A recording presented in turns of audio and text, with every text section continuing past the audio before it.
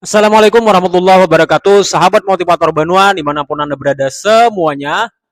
Topik kita hari ini membahas tentang pendidikan di negara Jepang.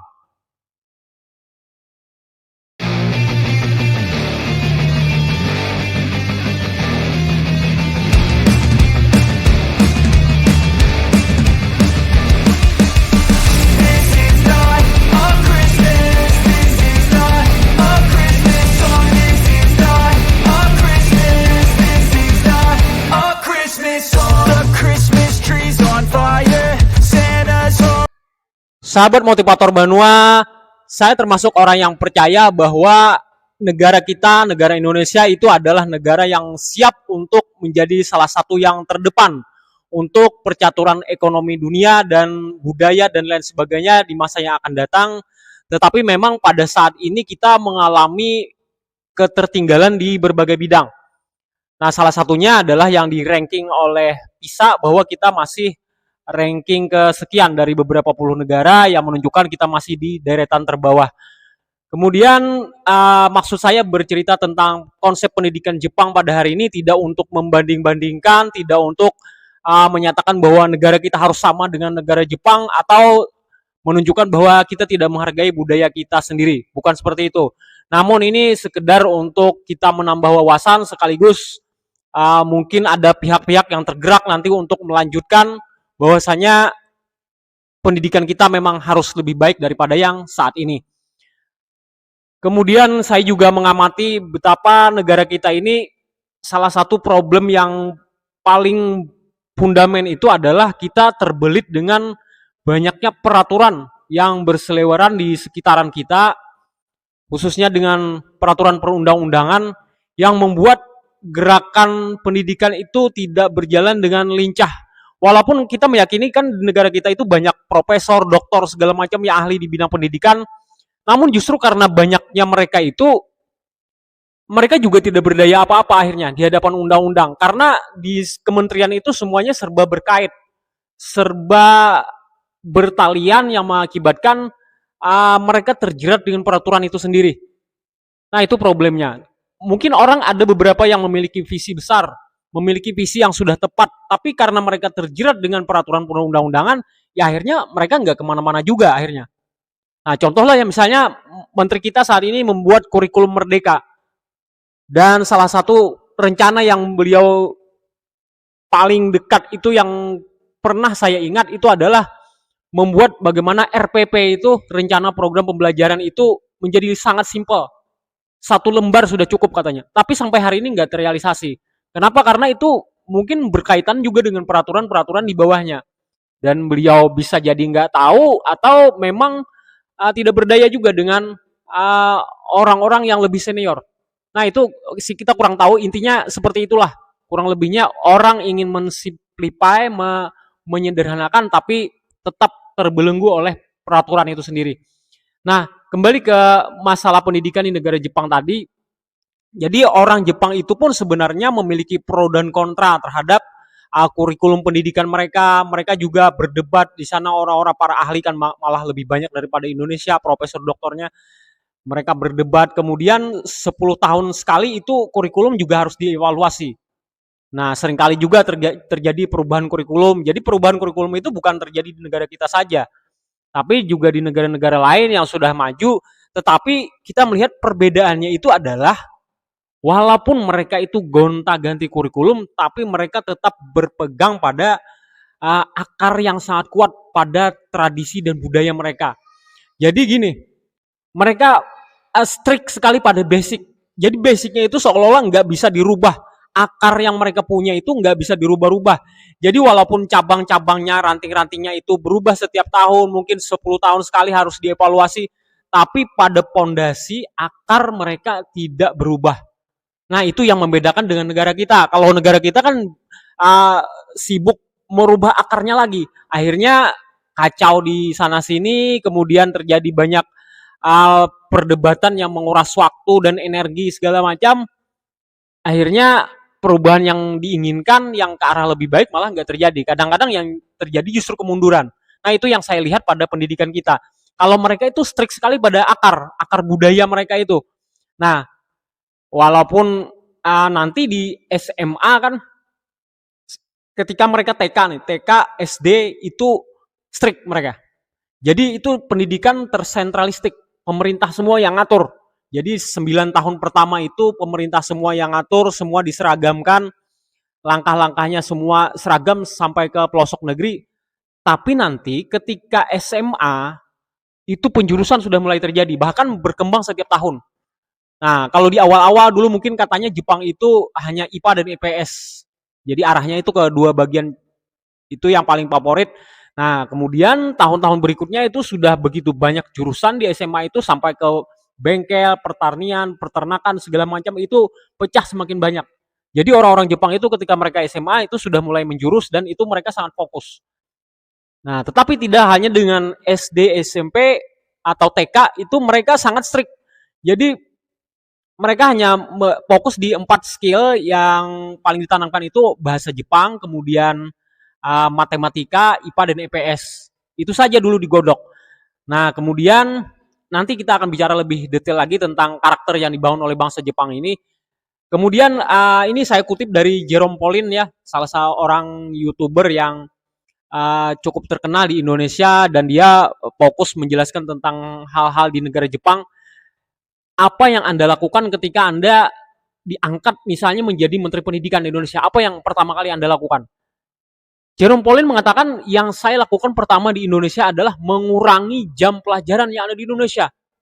Karena di Jepang itu nggak sama, mereka masuk jam 8 itu paling cepat, kemudian ada juga beberapa sekolah yang jam 9.30 itu baru masuk. Nanti jam 2 baru pulang mereka. Nah, artinya sangat berbeda jauh dengan Indonesia. Indonesia ini kalau anak saya pribadi itu 6:30 sudah harus tiba di gerbang sekolah dia. 6:30, bayangkan Bapak Ibu. Ini problem yang sangat mendasar. Akhirnya apa? Kata Jerome Pauline, ketika anak-anak itu terlalu banyak dijejalkan dengan jam sekolah, jam pelajaran yang menyiksa mereka, yang terjadi adalah mereka mulai benci dengan sekolah. Mereka benci pelajaran, mereka bahkan benci dengan gurunya sendiri. Itu yang terjadi. Efek psikologis itu yang paling mereka perhatikan.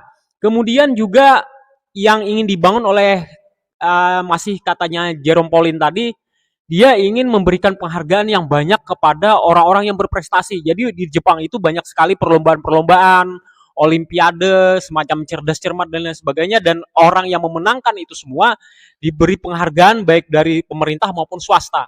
Jadi mereka begitu diagung-agungkan, akhirnya karena tercipta kompetisi seperti itu, akhirnya bakat-bakat talent-talent itu bermunculan di sana. Nah, kemudian ada lagi yang saya dapatkan itu dari seorang rekan yang menyekolahkan anak di Jepang, katanya pelajaran moral atau karakter yang ada di Jepang itu di dalam kelas itu cuma dikasih 45 menit dalam 1 minggu. Coba bayangkan 45 menit per minggu. Kalau di kita kan berusaha dijejalkan sedemikian rupa pelajaran agama, pelajaran Pancasila sebagainya yang ingin intinya tuh ingin anak kita itu bermoral. Nah, tetapi di Jepang itu 45 menit per minggu. Tapi bedanya apa? Bedanya di Jepang itu mereka mengintegrasikan ke dalam action. Jadi jam-jam itu bukan sebatas 45 menit, tapi ada lagi jam-jam tambahan lainnya, tapi diintegrasikan dalam bentuk action langsung, praktek, langsung amal mereka. Jadi yang saya tangkap itu paling sering ya disampaikan oleh beberapa rekan yang sering connect ke Jepang itu, yang pertama pelajaran tentang atau penanaman kebiasaan membungkuk. Membungkuk ketika bertemu dengan orang lainnya. Jadi itu semacam budaya semut lah. Budaya semut. Jadi kebiasaan adab seperti itu luar biasa di Jepang. Makanya kita tidak heran kalau kita katanya nih, kalau saya juga belum pernah ke Jepang, duduk-duduk di stasiun itu tidak heran ada orang yang tiba-tiba membungkukkan badan kepada kita seolah-olah mereka udah kenal lama dengan kita. Dan kita merasa sangat direspek oleh orang itu. Nah, luar biasa sekali. Nah, beda kayak di sekolah kita kan, kalau sekolah kita itu mungkin ya katakanlah seperti salaman misalnya. Tapi di tempat kita itu semacam kadang-kadang itu dipermainkan oleh anak-anak kayak mainan aja. Kadang-kadang mereka sambil bercanda segala macam, itu tidak khusyuk gitu. Nah, dan juga itu tidak seragam juga di seluruh Indonesia. Pemerintah tidak ikut campur dalam hal mengatur kapan harus cium tangan dan sebagainya. Itu pemerintah tidak ikut campur. Pemerintah cuma menjejalkan aja berupa materi yang masuk di dalam kelas. Nah, itulah bedanya kita dengan Jepang. Kemudian kebiasaan lain adalah mereka dibiasakan mandiri sejak kecil berupa ketika SD itu mereka sudah tidak diantar lagi ke sekolah. Nah, tidak ada lagi orang tua mengantar naik motor, apalagi pakai roda 4. Kalau di sini kan kita masih gaya-gayaan kan. Nah, ada yang bangga orang tuanya mungkin naik Mercy, ada yang bangga orang tuanya naik Alphard dan lain sebagainya. Kalau di sana enggak, karena mereka sudah seragam sejak masuk SD itu semua rata, tidak ada yang diantar. Dan itu juga menumbuhkan budaya uh, mandiri, mereka sudah tidak terlalu tergantung dengan orang lain, kemudian juga latihan untuk berani, mental berani mereka. Nah, walaupun memang perbedaannya Indonesia dan Jepang itu adalah Jepang itu tercatat sebagai salah satu negara yang paling rendah tingkat kriminalnya di dunia. Nah, itu mungkin yang membedakan. Akhirnya kita berpikir, wah itu nggak bisa diterapkan di negara kita. Ya paling enggak kita mengambil semangatnya lah bahwa kita akan mengupayakan gimana caranya memberikan solusi yang out of the box agar juga kita bisa menanamkan sistem pendidikan kemandirian seperti ini. Kemudian yang kedua itu adalah yang ketiga maksudnya yang ketiga seragam alat tulis dan sebagainya itu di 9 tahun pertama itu langsung disupport oleh pemerintah. Jadi full mereka memberikan semuanya untuk siswa ini. Jadi orang tua itu bisa fokus ke biaya-biaya yang lain mungkin seperti ada piknik dan lain sebagainya lah. Ya mungkin mirip aja sebenarnya seperti sistem di Indonesia. Cuma mungkin pemerintah Jepang di sana lebih aware lagi, lebih banyak jor-joran lagi mengeluarkan dana untuk masyarakatnya dalam hal pendidikan untuk 9 tahun pertama. Di kita malah lebih 12 tahun malah sudah sekarang di tempat kita kan. Nah, kemudian yang keempat mereka juga membiasakan atau membudayakan makan bareng. Jadi ketika makan siang tiba, makan bareng ini bukan sekedar makan bareng, tapi ada bergiliran sana menjadi petugas, ada mungkin yang kebagian sebagai kokinya, ada yang sebagai tukang antar, tukang bagi-bagi makanannya, ada yang tukang pimpin baca doa dan lain sebagainya. Itu bergiliran. Nah, itu luar biasa melatih gotong royong, juga rasa untuk tidak manja dan lain sebagainya. Begitu banyak akhlak yang bisa dibangun dari makan bareng ini. Dan itu semua ada aspek penilaian oleh guru. Nah, kemudian yang kelima itu adalah aspek kebersihan. Kalau di kita ini kan lebih banyak jargon, kebersihan sebagian dari iman, an-nadhafatu minal iman, katanya sudah dikumandangkan di mana-mana, jagalah kebersihan, jangan buang sampah dan sebagainya. Tapi itu masih sebatas slogan-slogan yang terpampang di dinding-dinding biasanya di dekat jendela, di dekat WC. Nah, kalau di Jepang mereka langsung dengan memberlakukan peraturan bahwa no school keeper, dalam artian yang mengurus kebersihan gitu. Jadi kebersihan itu semuanya dikerjakan siswa bersama dengan guru.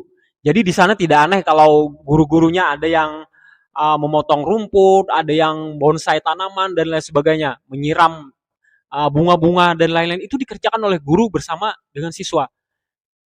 Dan sebagai efeknya juga mereka timbul rasa memiliki dengan sekolah itu. Rasa tidak ingin mengotori, dan itu sudah tertanam membudaya. Nah, namun memang pro dan kontra masih terjadi di situ karena sebagian bangsa barat terutama itu menganggap sebagai child abuse, katanya sebagai pelanggaran terhadap hak anak. Nah, itu konsep barat lah. Tapi yang jelas kita sangat salut kepada bangsa Jepang yang sudah menanamkan sedemikian rupa kepada anak-anaknya.